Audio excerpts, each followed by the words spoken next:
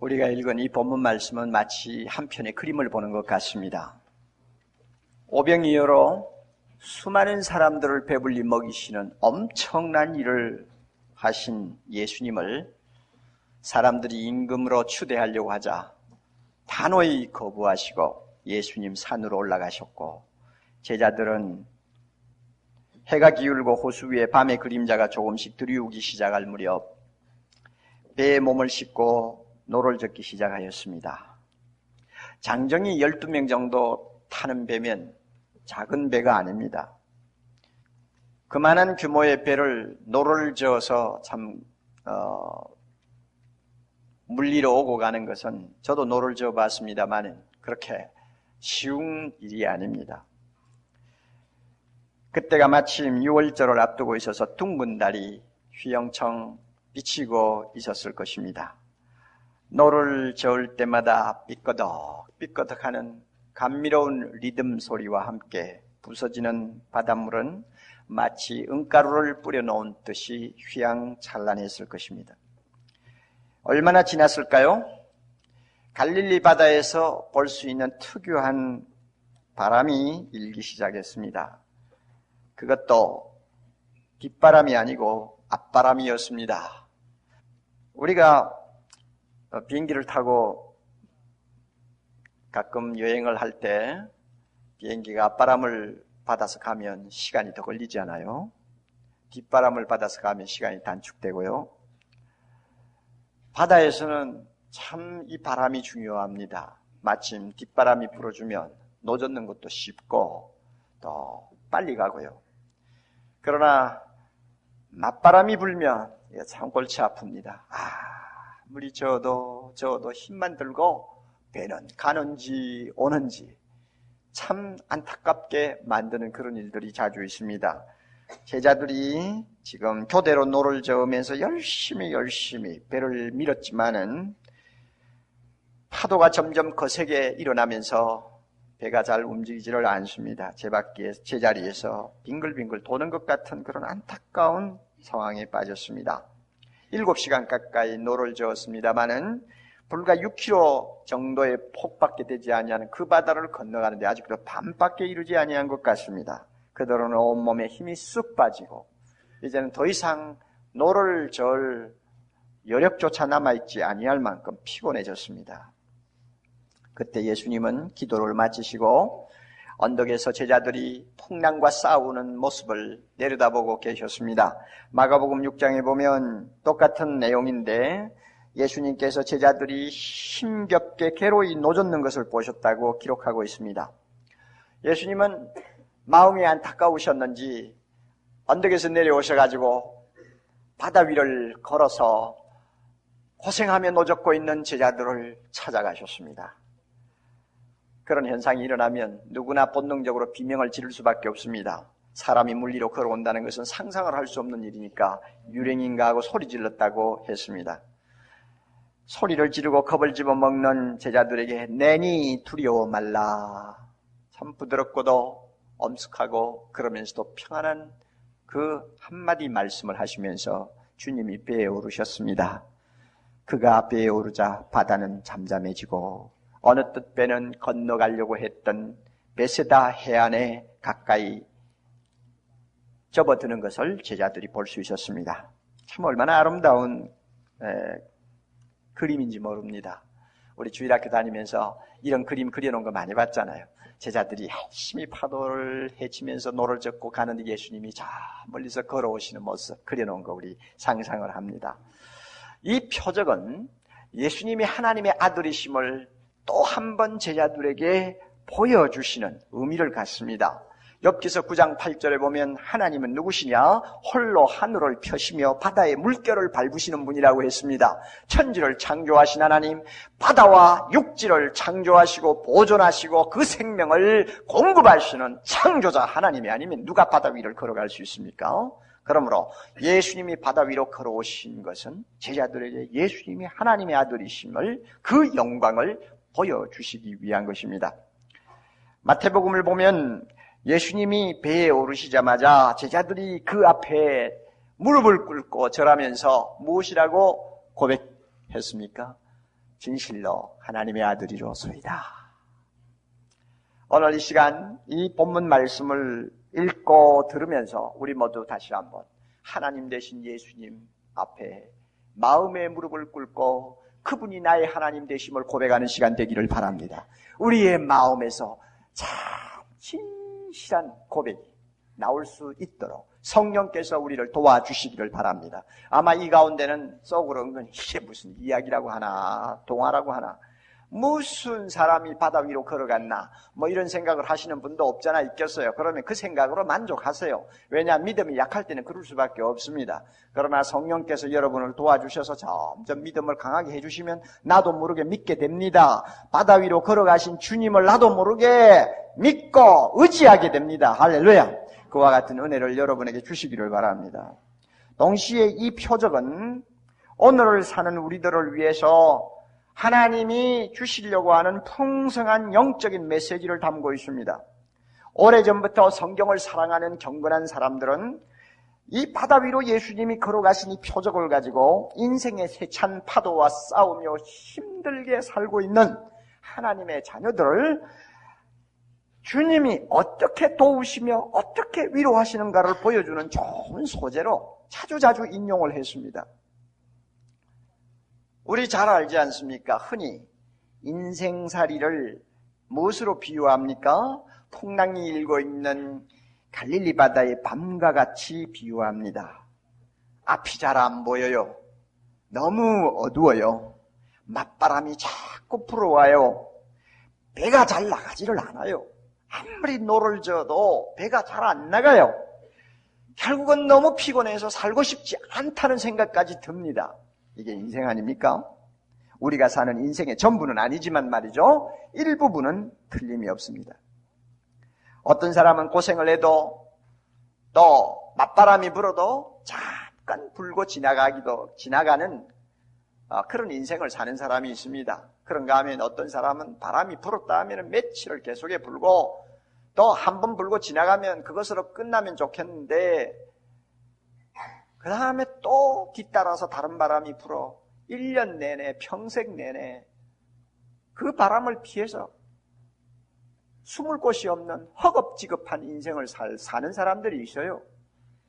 그래서 그런지 바람 없는 바다를 건너는 것처럼 그저 평안하게 한 생을 살면 우리는 본능적으로 그런 사람을 보면서 복도 많다 하고 부러워하는가 하면 눈만 뜨면 그냥 바람하고 싸우느라고 얼굴이 새카맣게 탈 만큼 고생하는 사람 보면 나도 모르게 복도 지질이 없다, 팔자가 사납다 이러면서 안쓰러워하는 것입니다. 이게 우리의 본능적인 반응이죠. 그러니 갈릴리 바다는 우리 인생을 잘 묘사하는 하나의 비유가 됩니다. 제자들이 풍랑과 오랜 시간 씨름을 하고 있을 때 예수님은 무엇을 하고 계셨습니까? 예수님은 그들을 위해서 기도하고 계셨습니다. 오늘 우리가 갈릴리 바다와 같은 인생을 살면서 고생하고 힘들어할 때 예수님은 우리를 위해 뭘 하고 계십니까? 대답하세요. 뭐 하고 계세요? 기도하고 계십니다. 믿습니까? 대답이 다 주고 갑니다. 그런 대답을 하면 예수님이 기도하시는가 하고 의심이 듭니다. 분명히 예수님은 고생하는 우리를 위해 갈릴리 바다에 있는 제자들을 위해 기도하신 것처럼 기도하고 계십니다. 기도를 마치신 예수님은 괴롭게 노를 젓는 제자들을 보고 계셨다고 했습니다. 제자들이 얼마나 고생하는가를 환히 알고 계셨다는 말입니다. 모든 형편 주님이 다 알고 계셨어요. 오늘도 주님은 우리의 고통스러운 형편 낱낱이 꿰뚫러 보시고 다 알고 계심을 우리는 믿습니다. 결국은 풍랑을 밟고 바다를 걸어서 예수님은 찾아오셔서 제자들을 그 고통에서 도와주시고 건져주셨습니다. 내니 두려워 말라 이 한마디에 바다만 고요해진 것이 아니고 제자들의 마음에도 평화가 찾아왔습니다. 지금도 인생의 풍랑을 만나 땀과 눈물로 얼룩져 있는 그의 자녀들을 예수님은 찾아가시고 도와주시고 그의 영혼의 귀에 입을 대고 내니 두려워 말라고 속삭여 주시는 분이심을 우리는 믿습니다. 그러므로 믿음 좋은 사람, 하나님을 진실로 사랑하고 예수님이 나의 구주임을 확신하는 사람들은 예수 없이 예수 없이 고요한 바다를 건너가는 것보다 차라리 예수 모시고 풍랑이 있는 바다를 건너가는 것이 더 좋다 하는 생각을 은근히 하기도 합니다. 아멘입니까? 아멘 하는 사람들은 아직도 고생이 뭔지 몰라가지고 순진해서 하는 이야기고, 고생이 무엇인지 하면 호되게 당해본 사람은 아이고 나 예수 없이 차라리 풍랑 없는 바다 건너가지, 예수 아무리 있어도 내 풍랑이 밤낮으로 이는 바다나 건너가고 싶지 않다, 그런 생각 듭니다. 그러나 진짜 믿음 좋은 사람은 진짜 믿음이 좋은 사람은 예수 없는 행복한 인생 살다가 죽는 것보다 예수 모시고 고생하면서 사는 것이 훨씬 낫다, 이렇게 생각합니다. 이 정도의 믿음은 돼야 돼요. 그래야 우리가 승리합니다. 오늘의 말씀을 가지고 이 정도로 정리하고 끝내도 우리에게는 큰 은혜가 됩니다. 세상을 사느라 비록 내가 고생은 되지만 우리 예수님 날 위해 기도하고 계시는구나. 나의 형편 사람은 알아주지 못해도 우리 예수님 다 속속들이 알고 계신다. 때가 되면 찾아오셔서 도와주실 것이다. 길이 없으면 바다 위를 걸어서라도 주님은 나를 찾아오셔서 도와주신다. 이와 같은 말씀의 은혜를 마음에 담고 기도하면 마치 피난처를 찾아 몸을 숨긴 사람처럼 마음이 편안해지고 알 수 없는 새 힘이 우리 안에서 솟아오르는 것을 느낄 수 있습니다. 우리 중에 많은 사람들이 인생의 풍랑을 잔잔케 하시고 우리 마음에서 공포를 쫓아주신 예수 그리스도를 만나본 체험이 많이 있습니다. 내가 병상에 누워있을 때 그를 만나 그분이 어떻게 나를 도와주시는가를 체험한 분들이 많아요. 내가 살 길이 막막해서 안절부절하고 있을 때 주님이 어떻게 바다 위를 걸어오셔서 나를 만나주셨는지 나만 아는 이야기들이 있어요. 사랑하던 남편이 내 곁을 떠났을 때, 사랑하는 아내가 사랑하는 자녀가 영원히 내 곁을 떠났을 때, 내가 눈물 짓고 잠을 이루지 못할 때 주님이 바다 위를 걸어서 내 곁에 오셔서 나에게 무엇이라고 말씀하셨는지 그 음성 들은 사람들이 많아요. 그러니 은혜가 되지요. 그렇지만 저는 설교자로서 오늘 이 정도에서 말씀을 끝맺고 싶지 않다는 강박감이 있어요. 왜냐하면 제가 알고 있는 참 믿음 좋은 신실한 사람들 가운데는 풍랑을 만나 죽을 고생을 하고 있지만은 예수님이 그 사람의 기도를 들어주시는 것 같지 않고 그 사람의 사정도 알아주시지 않는 것 같고 아예 예수님은 그 사람하고 관계가 없는 것처럼 냉정하게 대하는 것처럼 보이는 형제 자매들이 교회 안에도 들어있고 다른 교회도 많이 있는 것을 제가 보았기 때문입니다. 그렇게 많은 기도를 하고 그렇게 변함없는 믿음을 가지고 주님을 향해 기다렸지만 바람은 자지 않습니다. 배는 여전히 나가지 않습니다. 제자들은 노젓기가 힘들었지 배가 뒤집히지는 않았잖아요. 노젓는 것이 힘들어 괴로워할 때 주님은 바다 위를 걸어서 찾아와 주시고 내니 두려워 말라고 말씀하셨는데, 내가 아는 주변의 사람들 보면은 노젓기가 힘든 게 문제가 아니에요. 배가 안 나가는 게 문제가 아니에요. 이미 배가 뒤집혀서 버렸어요. 물에 빠져버렸어요. 허우적거려요. 비명을 질러요. 살려달라고 외마디 소리를 질러요. 그러나 예수님은 오지 않아요. 예수님은 보이지 않아요. 그런 분들이 주변에 많아요. 자, 이런 사람들 저는 마음에 생각을 하고 있습니다. 자, 이런 사람들에게 오늘 이 말씀이 무슨 위로가 될까? 그냥 흔히 하는 설교의 하나에 지나지 않지 그게 내하고 무슨 상관이냐? 이렇게 말할 수도 있지 않습니까? 아직도 제 귀에 맴돌고 있는 전화 소리가 있어요. 목사님, 나는 하나님한테 버림받고 사람한테 버림받은 사람입니다. 얼마나 충격적인 말인지 지금도 내 마음의 벽을 이리 치고 저리 치면서 돌아다니는 메아리가 되어 있습니다. 그것도 평범한 부인이 아닌 유명한 목사님의 사모님한테서 그런 말이 나왔어요. 제가 존경하고 또 제가 많이 은혜를 받았던 그 목사님은 18년 전 한참 나이에 하나님의 부름을 받고 떠났습니다. 아버지의 이해할 수 없는 죽음에 몸을 가눌 수 없도록 충격받은 두 채 아들은 하나님을 욕하면서 교회를 등지고 말았습니다. 18년이 넘도록 어머니는 밤낮없이 눈물이 마를 날이 없도록 기도하고 그 아들이 돌아오기를 기다렸지만 얼마 전에 변사체로 발견되고 말았습니다. 남편이 2년 동안 병상에 누워 계실 때에는 그래 너 믿음으로 이겼어요. 하나님의 뜻이 있을 것이고 하나님이 선하게 인도하실 것을 믿고 모든 슬픔을 이겼어요. 그러나 눈물의 아들은 망하지 않는다고 흔히 말하듯이 내가 이만큼 기도하면 아들은 하나님께서 결국 책임져 주실 것이라고 믿었는데 그런 참을 수 없는 상황이 눈앞에 벌어졌을 때 그만 이 사모님 믿음이 파산해버렸어요. 충분히 그럴 수 있죠. 옥 목사도 그럴 거예요 아마. 자기는 인생을 하나님께 걸었지만 하나님은 그를 파산시켜버렸다고 느꼈어요. 배신감마저 느꼈어요. 그러니까 저하고는 만만하니까 하나님이 날 버렸어요. 사람도 날 버렸어요. 자, 이런 형편에 놓여있는 믿음의 형제 자매들에게 물리로 걸어오신 예수님이 무슨 상관이 있나? 그런 생각 안 하겠어요? 지난주 우리는 너무나 귀한 형제 하나를 고속도로변에서 잃었습니다. 아마 그 친구 지방에 근무하고 있지만은 교회와 자기 직장을 그렇게 먼 길이지만은 이웃집 드나들듯이 오르내렸습니다. 아마 그날도 새벽에 일찍이 오면서 교회를 오는 길은 아니었지만 아마 찬송 부르고 왔을 거예요. 틀림없이 그 친구 그럴 수도 있어요. 아니면 기도하고 왔든지 아니면 테이프 듣고 왔든지 하여튼 참 그 뜨거운 사람이니까 아마 그렇게 차를 몰고 올라오는데 중앙선을 넘어서 큰 차가 와서 받았어요. 그때 왜 예수님은 막아주시지 않았을까?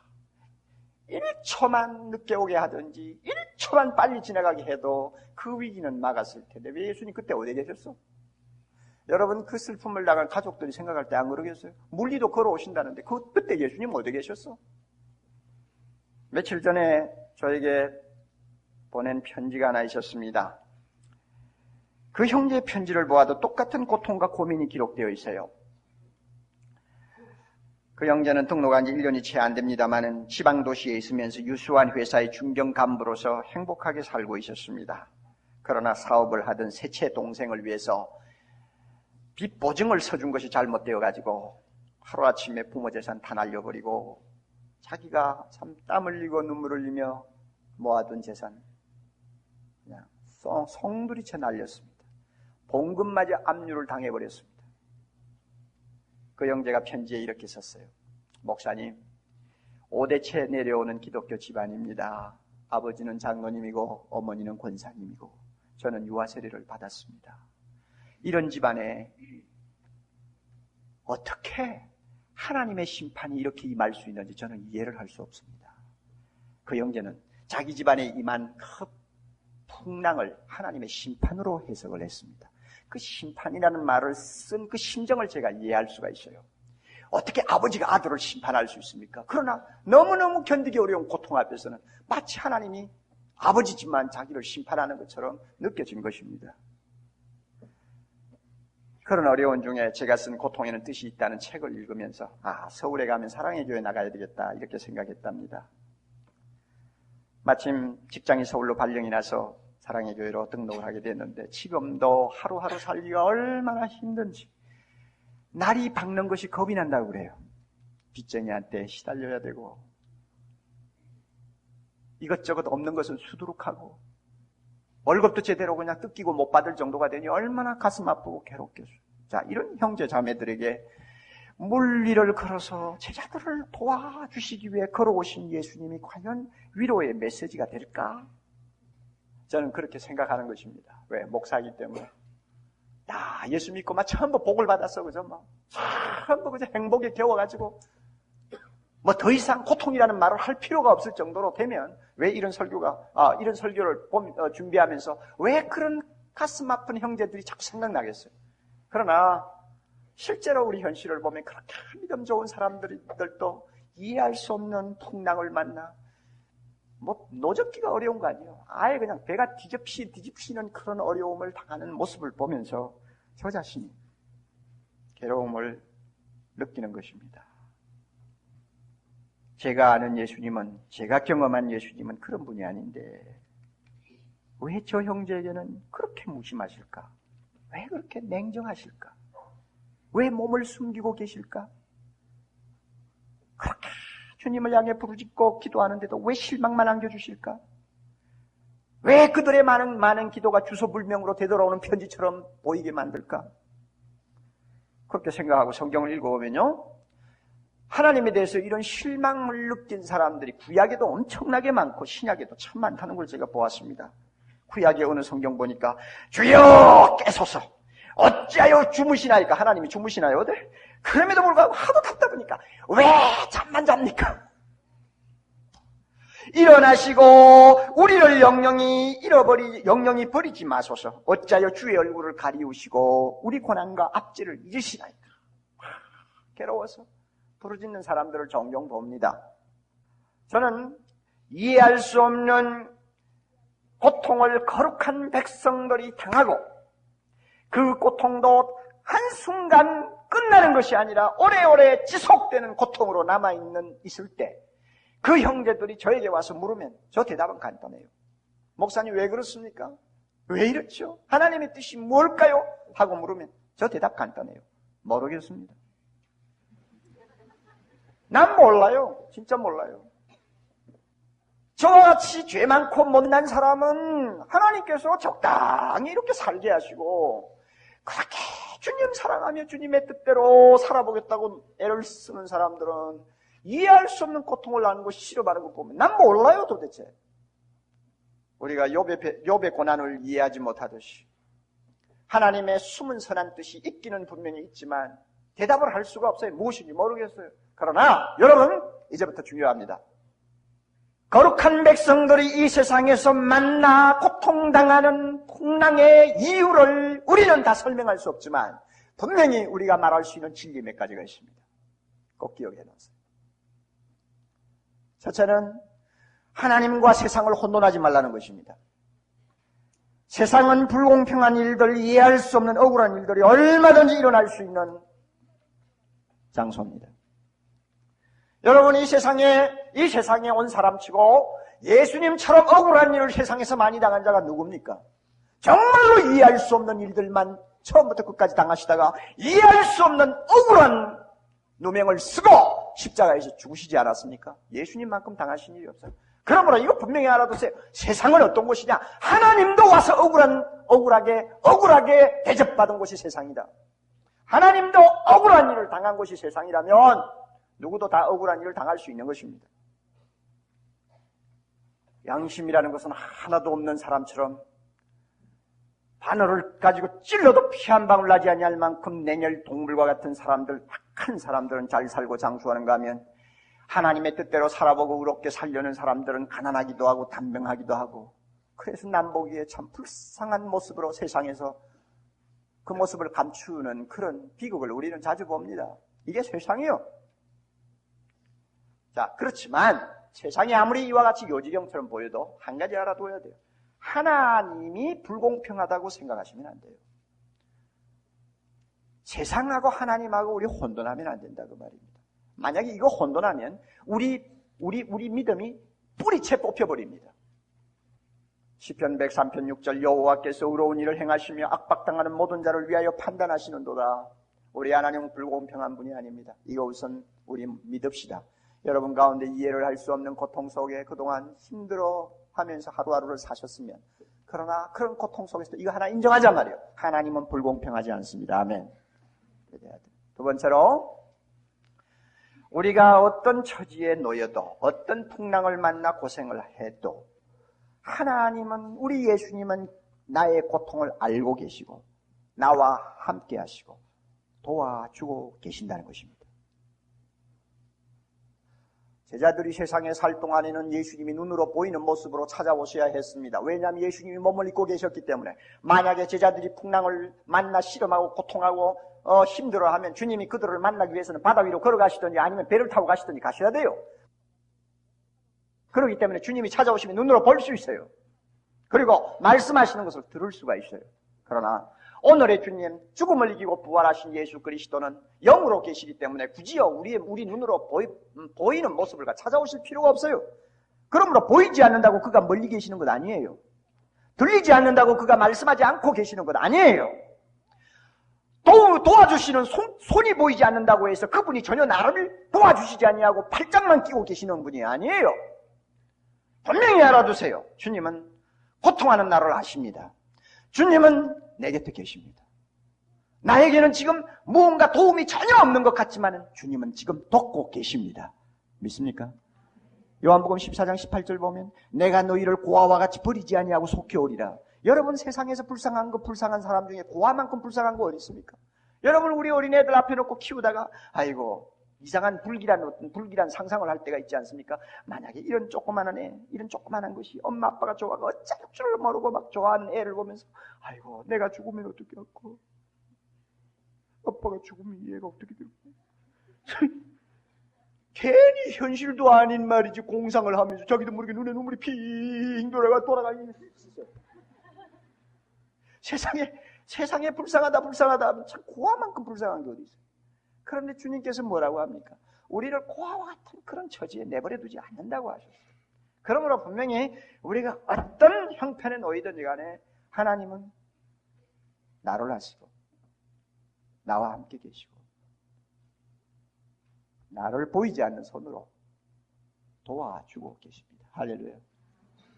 만약에 그분의 도움이 없다면 지금 우리 모두가 처해 있는 이 형편에도 우리는 서 있을 수가 없습니다. 내가 그래도 이만큼이나 서가지고 하나님을 향해서 불만스러워가지고 좀 좋지 않는 말로 하나님 앞에 기도도 하고 말이죠. 섭섭한 감정 이기지 못해서 불평도 하지만 내가 불평하고 하나님에 대해서 뭐 좀 상한 마음을 털어놓을 수 있는 요 정도까지만 된 것도 보이지 않는 하나님의 손이 나를 떠받치고 있기 때문에 가능한 것입니다. 믿습니까? 만약 이 손 탁 놔봐요. 그 일도 못해요. 그런 불평도 못해요. 세 번째로 세상 바다에서는 우리가 잃는 것이 있으면 얻는 것도 있다는 사실을 꼭 기억해야 합니다. 제자들이 몇 시간 전에 무리들과 함께 있었을 때 참 놀라운 일이 일어났지 않습니까? 백성들이 막 예수님에게 모여가지고 나사렛 예수 우리의 왕, 예수 우리의 왕 하고 막 소리를 질렀을 거란 말이에요. 요사에 데모하는 사람들처럼 이제 우리의 임금 되어달라고 구호를 외쳤을 거란 말이에요. 이럴 때 여러분 정말 흥분해가지고 어찌할 줄을 모르고 예수님이 예스 하기를 간절한 마음으로 소망한 사람들이 몇 명 있었습니다. 누굽니까? 제자들이지. 예수님이 이 무리들의 요청을 받아서 이스라엘의 왕만 되면 내 팔자 이제는 늘어진다. 얼마나 고대하고 예수님을 눈이 빠지라고 바라보면서 주님의 입에서 나오는 말씀을 기다리는데 예수님은 이런 지하에 거절을 하시고는 훌훌 다 털어버리고 산으로 올라가십니다. 얼마나 실망했겠어요, 제자들이. 요사이 애들 하는 식으로 말하면 아이고 이러지 않았겠어요. 아마 가룟 유다는 그러고도 남았을 거예요. 그리고는 그들이 배를 탈 때 너무너무 마음이 좌절해가지고 맥없이 배를 탔습니다. 게다가 이제 풍랑까지 만났으니 제자들의 심정을 우리가 이해하고도 남지요. 우리 예수님께서 이와 같은 제자들의 마음을 꿰뚫어 보시고 그들을 위로하기 위해서 또 그들에게 다른 것을 주기 위해서 바다 위로 걸어가셨습니다. 제자들은 세상 임금을 잃어버렸습니다. 제자들은 세상에서 한번 꿈꾸고 있던 그 영화를 다 한순간에 놓쳐버렸습니다. 그러나 바다 위로 걸어오시는 예수님을 보면서 영원한 임금을 만났습니다. 영원한 나라의 영광을 그들은 회복했습니다. 바로 이거예요. 하나 잃었어요. 하나 얻었어요. 우리는 하나를 잃으면 다른 것을 얻는 영적 원리를 일컬어서 모든 것이 합력하여 선을 이룬다는 말을 합니다. 그런데 이것이 사실은 그렇게 단순한 것이 아닙니다. 우리는 본능적으로 이거 있잖아요. 만약 돈을 잃었다. 그러면 그 잃어버린 돈을 다시 손에 넣어야 주님이 나를 도와주셨고 내 기도를 응답하셨다고 이렇게 고백합니다. 내 건강을 잃었잖아요. 그러면 주님이 나에게 건강을 다시 주셨을 때 비로소 주님이 바다 위를 걸어서 나를 찾아오시고 도와주셨다고 우리는 찬양하고 고백합니다. 그래서 잃어버린 것을 그대로 회복해야만이 주님이 도우셨다고 우리는 확신합니다. 물론 그렇습니다. 당연한 일입니다. 또 그와 같이 해주실 때도 참 많이 있습니다. 그러나 중요한 것은 그렇게 되지 아니할 때도 굉장히 많다는 것입니다. 내가 갑을 잃어버리고 갑을 다시 얻기를 소원했지만 주님은 갑은 주시지 아니하고 을을 주실 때가 있어요. 돈을 잃었습니까? 돈을 잃어버린 대신에 자식을 주시는 경우도 얼마든지 있습니다.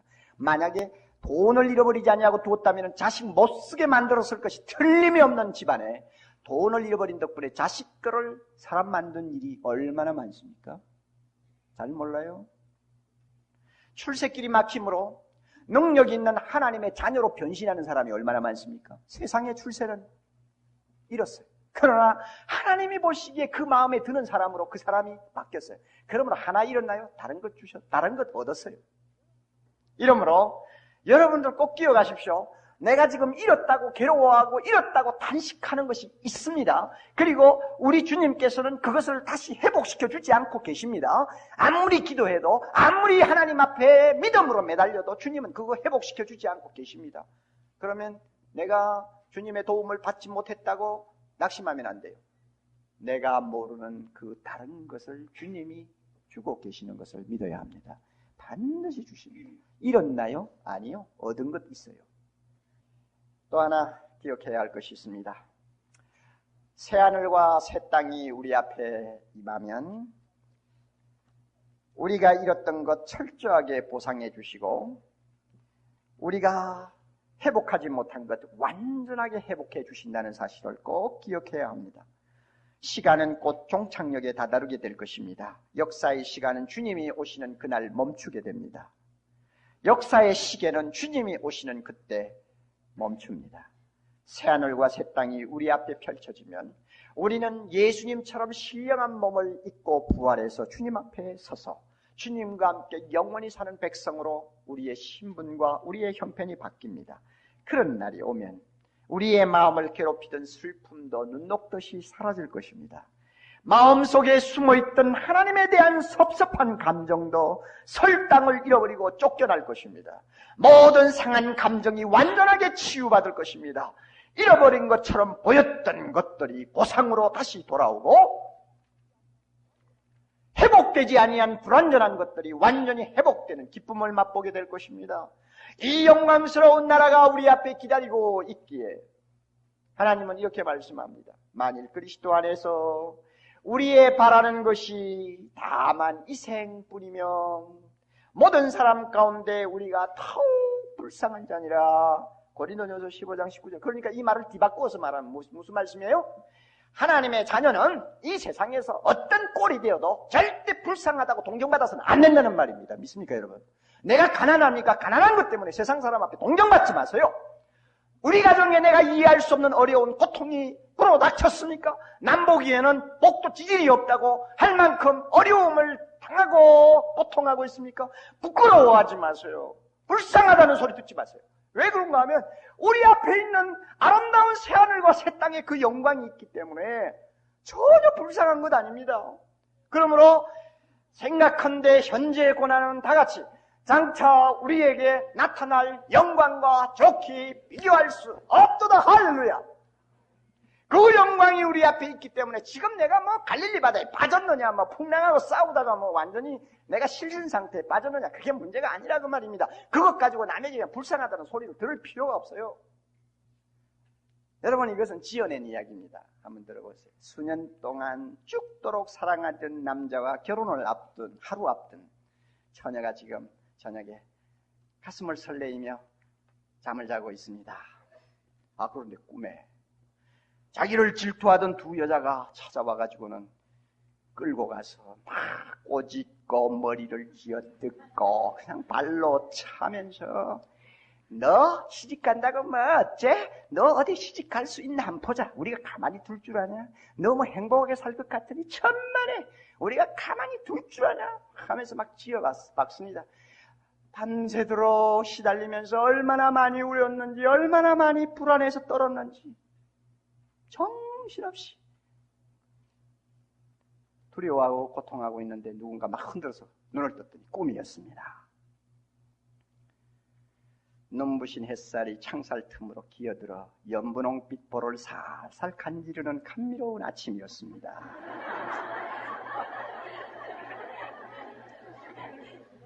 여러분, 이 처녀의, 이 신부의 마음은, 기분은 어떨까요? 그 꿈 때문에 그 기분은 어떨까요? 어떨까요? 알지요? 그 꿈 때문에 오히려 그 처녀의 마음은 더 기쁨이 충만한 것입니다. 더 그냥 황홀해하는 것이고 더 행복해지는 것입니다. 그리고는 자기도 모르게 무슨 말을 합니까? 꿈에 본 듯 이절이.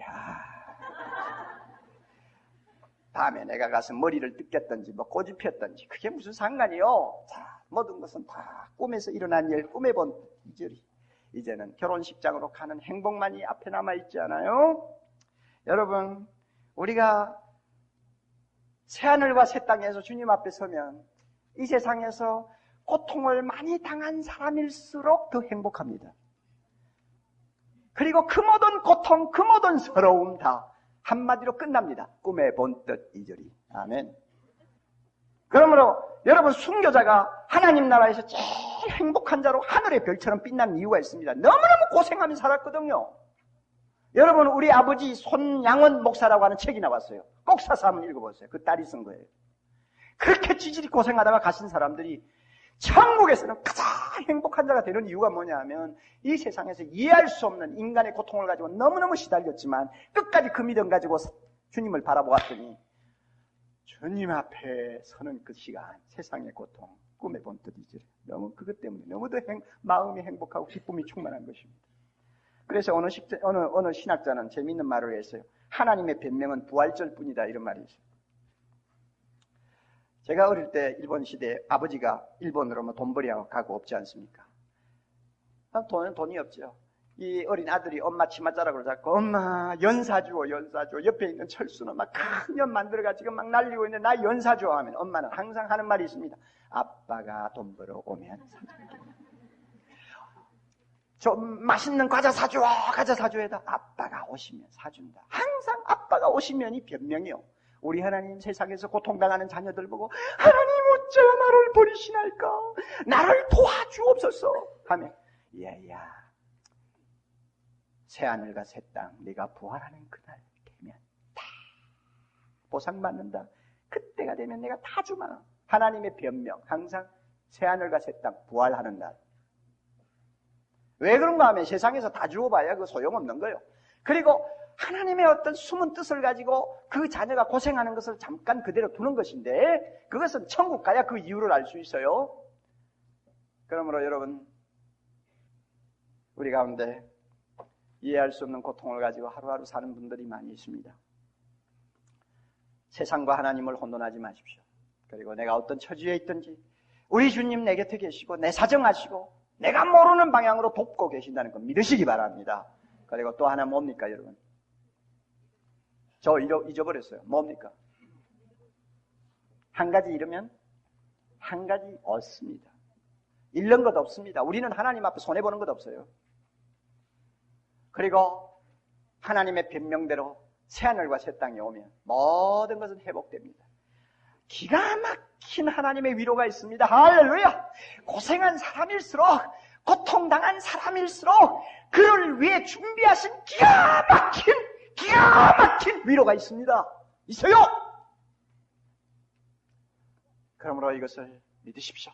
믿고 오늘도 바다 위를 걸어오신 주님을 마음에 모시고 남은 여생을 찬송하면서 사는 우리 모두 되기를 바랍니다. 다 같이 기도하십시오. 자비로우신 주여, 험한 풍랑이 있는 갈릴리 바다와 같은 세상을 사는 우리 모두 오늘도 바다 위를 걸어오셔서 제자들을 도와주신 주님을 바라봅니다. 특별히 이해할 수 없는 고통 속에서 오랫동안 신음하는 주의 자녀들, 이 시간 주님이 찾으셔서 만나 주시옵소서. 예수님 이름으로 기도하옵나이다. 아멘.